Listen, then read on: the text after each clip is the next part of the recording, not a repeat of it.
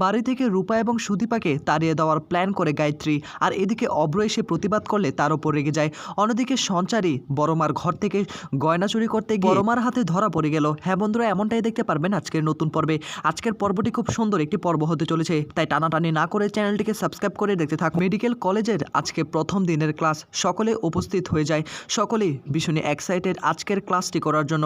এদিকে তখনই সে টিচার বলতে শুরু করে, আজকের এই ক্লাসে ট্যালেন্টেড এবং গর্বিত একজন ছাত্রী রয়েছে, তার নাম হলো সুদীপা। যিনি মেডিকেল ভর্তি পরীক্ষায় আজকে প্রথম হয়েছে, তাকে আমরা সাধুবাদ জানাই। তিনি কি এখানে আছেন? এই বলে তখন সুদীপাকে ডাকাডাকি শুরু করে, কিন্তু সুদীপা সেখানে নেই। আর তখনই সে টিচার ভাবতে থাকে, কি ব্যাপার, উনি এখানে নেই, প্রথম হয়েছে, ওনাকে তো ক্লাসে থাকার কথা। ঠিক সেই মুহূর্তে দরজায় দাঁড়িয়ে থাকে সুদীপা। আর তখনই সুদীপা দৌড়ে এসে বলে, স্যার আমি আছি, আমার নামই সুদীপা। আর সুদীপাকে দেখে ক্লাসের সকল ছেলে এবং মেয়েরা অবাক হয়ে যায় এবং বলে, এই গায়ে একটা মেয়ে প্রথম হয়েছে, এরকম একটা ড্রেস আপে আমাদের ক্লাসে আসলো। সুদীপা তখন ক্লাসের ভেতর প্রবেশ করে, কিন্তু সুদীপা ক্লাসের ভেতরে প্রবেশ করার পর কেউ তাকে বসতে দিচ্ছিল না। আর তখনই সুদীপা একটু মন খারাপ করে। সুদীপা যখন বসার কোনো জায়গা পাচ্ছিল না, তখন টিচার বলে, ওকে একটু বসতে দাও না, তোমরা এরকমটা করছো কেন? সুদীপাকে জায়গা করে দেয় টিচার। আর সুদীপা বসে পড়ে। সুদীপার শাখা পলা, সিঁদুর এগুলো বারবার দেখতে শুরু করে। আসলে মনে মনে হয়তোবা সুদীপাকে পছন্দ করে ফেলেছে। তখনই সে টিচার একটা প্রশ্ন করে সকলকে উদ্দেশ্যে, কিন্তু সকলের মধ্যে কেউ সেটা পারে না। হঠাৎ করে সুদীপা তখন হাত নাড়ায়, সুদীপা তখন দাঁড়ায়। সুদীপা দাঁড়িয়ে গড় গড় করে সেই প্রশ্নের উত্তর দিয়ে ফেলে। আর তখনই টিচার আরও ইমপ্রেস হয়ে যায়। আর সকলেই তখন সুদীপার এই প্রশ্নের উত্তর পেয়ে সকলেই হাততালি দিতে থাকে। আর টিচারও ভীষণই খুশি হয়ে যায়, সুদীপাকে অনেক অনেক সাধুবাদ জানায়। তুমি আগামী দিনের ভবিষ্যৎ, তুমিই পারবে সুদীপা, তোমার জয় হোক। সুদীপাও তখন আমার জন্য আশীর্বাদ করবেন স্যার, এই বলেই তখন সকলে হাততালি দিতে থাকে। এদিকে সুদীপার দিকে সকলে হা করে তাকিয়ে থাকে। এরকম একটা ট্যালেন্টেড মেয়ে, অথচ তার গেট আপ খুবই বাজে। অন্যদিকে দেখা যাবে রূপা ঘরের মধ্যে একটা ছোট্ট বেবি নিয়ে খেলা করতে শুরু করে। রূপা মা এই বলেই তখন খেলা শুরু করে দেয়। কিন্তু সেই মুহূর্তে একটা ছায়া দেখতে পায় রূপা। রূপা তখন বুঝতে পারে তার সামনে কেউ আসতে চলেছে। আর তখন বলে, কে দরজার সামনে, কে এসেছে এখানে? আর তখনই দেখা যাবে সেখানে দাঁড়িয়ে থাকে কুন্তলা। কুন্তলা এসে বলে, রূপা মা আমি এসে গেছি। তুমি কি খেলাধুলা করছো? আমি তোমার সঙ্গে দেখা করতে এসেছি, তোমাকে নিতে এসেছি। এদিকে তখনই রূপা তার মাকে ডাকা শুরু করে, অর্থাৎ সুদীপাকে ডাকে, মা কোথায় তুমি, এক্ষুনি চলে আসো। তখনই কুন্তলা বলে, তোমার মা তো এখানে নেই, তোমাকে আমার হাত থেকে কেউ বাঁচাতে পারবে না। কুন্তলা তখন রূপার কাছাকাছি আসে আর রূপার দিকে তাকিয়ে বলে, তোমার মা কিচ্ছু করতে পারবে না, আমি এখন তোমার খেলাধুলা করব, তোমাকে আমার সঙ্গে নিয়ে যাব, আমার সঙ্গে যাবে রূপা।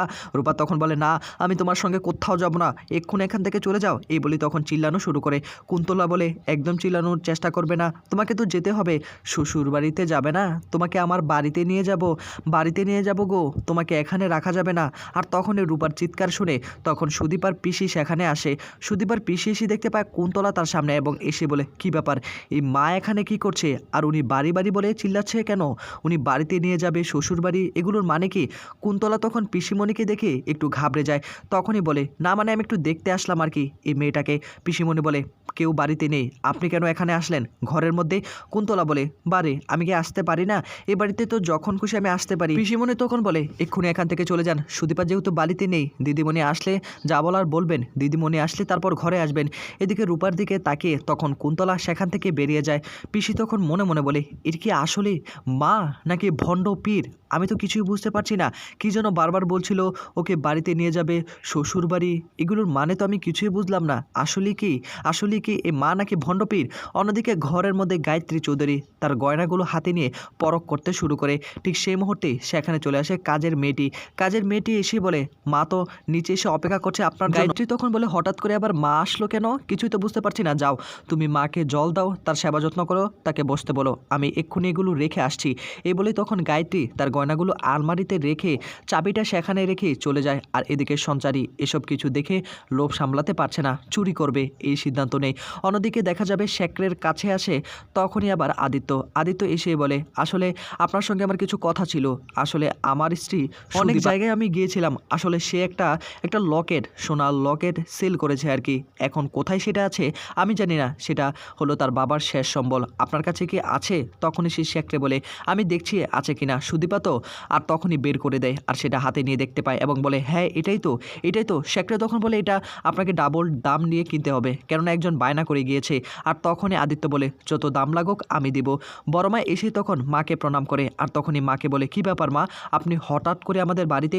তখনই কুন্তলা বলে তোদের বাড়িতে আসতেই হলো আমাকে, তোকে আগেই বলেছিলাম তোদের বাড়িতে ঘোর অমঙ্গল আসতে চলেছে, কেন তুই একটা বাইরের মহিলাকে তোদের বাড়িতে ঠাঁই দিয়েছিস?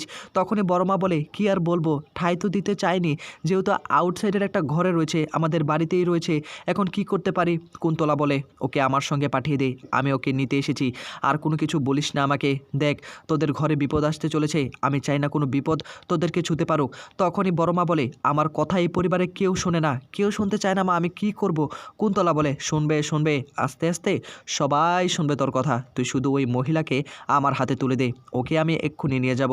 আর তখনই বড় মা কাজের মেয়েকে ডাকাডাকি শুরু করে দেয়, কোথায় রে জুমা, চলে আয় এক্ষুনি, যা ওই মহিলাকে এই ঘরে নিয়ে আয়। সুদীপার পিসি সেখানে আসে, তাকে প্রথমে বার করবি, তারপর ওই মহিলাকে এখানে টানতে নিয়ে আয়। ক্লাস শেষ হওয়ার পর সুদীপা এবং তার টিচার একসঙ্গে হাঁটতে শুরু করে। তখন তার টিচার সুদীপাকে প্রশ্ন করে আপনি আসলে খুব ব্রিলিয়ান্ট, আপনি কি আমার সঙ্গে যাবেন, আপনাকে একটু ড্রপ করে দিয়ে আসি? সুদীপা বলে না, আপনি কেন ড্রপ করবেন, আমি যেতে পারবো। তখনই স্যার বলে না মানে আপনার সঙ্গে আমার কিছু আলাদা কথা ছিল আর কি, আপনার বিষয় জানার জন্য। সুদীপাও রাজি হয়ে যায়, সুদীপা গাড়িতে উঠতে যাবে, ঠিক সেই মুহূর্তেই সেখানে চলে আসে আদিত্য বাইক নিয়ে চলে আসে আর তখনই সুদীপাকে বলে চলুন আমার সঙ্গে চলুন। টিচার প্রশ্ন করে আপনি কি? তখনই আদিত্য বলে আমি হলাম ওনার স্বামী, বুঝতে পারলেন তো, ওনার হাজব্যান্ড, আমাকে কি দেখে মনে হয় না? তখনই টিচার বলে না সেটা না, কিন্তু আপনারা আপনি করে কথা বলেন সেটার জন্য। এদিকে রূপাকে টানতে টানতে সেই কাজের মেয়ে নিচে নামিয়ে আনে, রূপা কোনোভাবেই যেতে চায় না। আর তখনই টিচার এবং আদিত্য সুদীপা তারা কথা বলতে থাকে। সুদীপা প্রশ্ন করে আপনি হঠাৎ এখানে আসলেন, আপনার তো আসার কথা ছিল না। তখনই আদিত্য বলে আমি তো আসতেই পারি, আমি আপনার স্বামী, আমি আপনার হাজব্যান্ড, আসতে পারি না? তখনই সুদীপা তার টিচারকে বলে স্যার আমি আসছি। এই বলে তখন সুদীপা এবং আদিত্য দুজনে ছুটে চলে আসে, হঠাৎ করে গাড়িটা থামিয়ে দেয়। আর তখন সুদীপাকে প্রশ্ন করে আপনি ওনার সঙ্গে কেন যেতে গেলেন? হ্যাঁ, তখন সুদীপা বলে আপনি বা কেন আসতে গেলেন, আপনি কি বলেছেন আপনি আসবেন, আর আমি যার সঙ্গে যাই না কেন আপনার কিসের এত দায়? এদিকে আদিত্য মনে মনে বলে আপনাকে একটা সারপ্রাইজ দেওয়ার ছিল। আর তখন সুদীপাকে বলে আপনাকে একটা সারপ্রাইজ দেব, কিন্তু হঠাৎ করে ফোন করে সুদীপার পিসি ফোন করে, আর সুদীপার পিসি ফোন করে বলে দিদিমণি গো, একটা বিপদ হয়ে গিয়েছে, ওই মহিলাকে তো টানতে টানতে এই বাড়ি থেকে নিয়ে যাচ্ছে, ওই ভণ্ড পীর আছে না, পীর মা এসে তাকে নিয়ে যাওয়ার প্ল্যান করছে, আমি তো কিছুই বুঝতে পারছি না, আমি তো আটকাতে পারছি না, এখন কি করব? সুদীপা তখন বলে আমি আসছি, তুমি একদম চিন্তা করো না। আর তখন আদিত্যকে সমস্ত সত্যি কথা বলে। আদিত্য এবং সুদীপা তখন বেরিয়ে পড়ে, খুব তাড়াতাড়ি আসার চেষ্টা করে। আদিত্য ভীষণই টেনশনের মধ্যে পড়ে যায়, এই মহিলাকে যদি এখন বাড়ি থেকে তাড়িয়ে দেওয়া হয় আমাদের অসম্মান হবে। এদিকে গায়ত্রী চৌধুরী দাঁড়িয়ে থাকে আর ভণ্ড সেই মা কুন্তলা বসে থাকে, আর সেই কাজের মেয়ে রূপাকে টানতে টানতে নিয়ে আসে। তখনই আদিত্যের মা বলে বলছিলাম কি দিদি, এভাবে ওনাকে বাড়ি থেকে তাড়ানোর কি দরকার, অসুস্থ, সুদীপা আসুক বাড়িতে, তারপর ডিসিশন নেওয়া যাবে।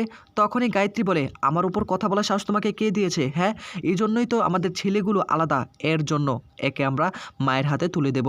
তখনই রূপার কাছে এসে আবার কুন্তলা এসে বলে মা তুমি কি আমাদের সঙ্গে যাবে না? চলো, তোমাকে তো নিতে এসেছি, কেন এখানে থাকবে, আমি তোমাকে নিতে এসেছি গো মা, তুমি আমাদের সঙ্গে চলো রূপা মা। এদিকে রূপা কোনোভাবেই সে কুন্তলার সঙ্গে যেতে চায় না। এদিকে হঠাৎ করে রূপার একটু অস্বস্তি ফিল হয়, রূপাকে পানি এনে দেয় আদিত্যের মা বলে এভাবে ওকে বাড়ি থেকে তাড়ানোর কি দরকার, সুদীপা তো বাড়িতে নেই, সুদীপা আসুক না। তার তখনই আবারও রেগে যায় আদিত্যের বাবা তখন আদিত্যের মায়ের হাত টেনে ধরে তোমাকে মাতাব্বরি করতে কে বলেছে? হ্যাঁ, তুমি আবার বৌদির উপর কথা বলো। এদিকে কুন্তলা এসে বলে রূপা মা তোমার কিচ্ছু হবে না, আমি তোমাকে নিয়ে যাব। আর হঠাৎ করে তখন রূপা তার মুখ থেকে সমস্ত পানি সে কুন্তলার মুখে ছিটিয়ে দেয়, আর এটা দেখে কুন্তলা ভীষণই রাখতে শুরু করে। গায়ত্রী চৌধুরী তখন বলে এভাবে তুমি আমার মায়ের উপর এভাবে তুমি ছিটকে ফেললে? হ্যাঁ।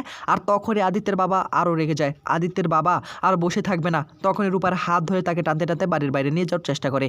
অব্র সেখানে চলে আসে এবং বলে কাকামণি আপনি কি করছেন, এসব পাগল হয়ে গেছেন নাকি, একটা মহিলাকে এভাবে বাড়ি থেকে তাড়িয়ে দিচ্ছেন? তখনই আবার আদিত্যের বাবা বলে এভাবে কথা বলিস না, হ্যাঁ, এই মহিলার জন্য যত সব প্রবলেম হচ্ছে। তখনই আবার অব্রর মা এসে বলে অব্র আমার কথার উপর কোনো কথা বলিস না, হ্যাঁ, এই মহিলাকে এই বাড়ি থেকে তাড়ানো দরকার, তা না হলে ঘোর অমঙ্গল আসতে চলেছে। অব্র তখন বলে কেন তুমি তাড়াবে, এখানে বাড়িতে এখন সুদীপা নেই, সুদীপা না থাকলে কিছু করতে পারবে না। অন্যদিকে দেখা যাবে পরমা নিচে চেঁচামেচির আওয়াজ শুনতে পায়, আর তখনই নিচে আসার চেষ্টা করে। তখনই অব্রর মা বলে সুদীপা তোকে বাঁচায়নি, বাঁচিয়েছে ঈশ্বর, আমি অনেক প্রার্থনা করেছি সেই থেকে তোকে ঈশ্বর বাঁচিয়েছে। সঞ্চারী তখন গায়ত্রী চৌধুরীর ঘরে এসে আলমারি থেকে তার গহনাগুলো চুরি করার চেষ্টা করে। পরমা এসেই দেখতে পায় সঞ্চারী এই কাজগুলো করছে, আর তখনই পরমা মনে মনে বলে সঞ্চারী গহনা চুরি করছে, এর দায় গিয়ে পড়বে সুদীপার উপর, সকলে সুদীপাকে দোষারোপ করবে, এটা আমি কোনোভাবেই হতে দিব না। তখনই সঞ্চারীকে এসে ধরে ফেলে এবং বলে এগুলো আমার হাতে দিয়ে দাও। সঞ্চারী বলে না, আমি তোমাকে এগুলো দিব না, আমি এগুলো নিয়ে যাব। এই বলেই তখন সঞ্চারী সেখান থেকে চলে যায়। আর পরমা তখন ভাবতে থাকে তুমি তুমি আমার থেকে বাঁচতে পারবে না, তুমি কি ভেবেছিলে এই গহনাগুলো তুমি চুরি করবে আর সুদীপার উপর দোষ চাপাবে? এদিকে পরমার সঞ্চারীকে আটকাতে পারেনি, সেখান থেকে চলে যায়। পরমা ভাবতে থাকে আমাকে বাঁচাতে হবে, সুদীপার জন্য হলেও। সুদীপাকে মিথ্যে অপবাদ দিবে সকলেই, সেটা আমি মেনে নিতে পারবো না। আর এদিকে তখনই বড়মার সঙ্গে তর্কাতর্কি শুরু করে দেয় অব্র। আর এদিকে কুন্তলা তো ভীষণই রাখতে শুরু করে দেয়, কোনোভাবেই রূপাকে ছেড়ে আজকে এই বাড়ি ছেড়ে যাবে না, রূপাকে নিয়েই যাবে, রূপাকে ছাড়া কোথাও যাবে না, রূপাকে আমাদের হাতে তুলে দিন, আমরা নিয়ে যাব। নিচে সঞ্চারী নেমে আসে, আর তখনই পরমা বলে আমি একটা কথা বলতে চাই, এই সঞ্চারী আজকে কি কি করেছে আপনারা কি জানেন? তখনই আবার আদিত্যের বাবা বলে কি হয়েছে সরাসরি বলো না। তখনই পরমা বলে আজকে বড়মার অর্থাৎ মায়ের ঘর থেকে স্বর্ণ অর্থাৎ গহনা চুরি করতে গিয়ে আমার হাতে নাতে ধরা পড়ে গিয়েছে, আমার হাতে ধরা পড়েছে। আর এই কথাগুলো শুনে ভীষণ অবাক হয়ে যায়। অন্যদিকে সুদীপা ভাবতে থাকে কোনোভাবেই যেন রূপাকে বাড়ি থেকে তাড়ানো না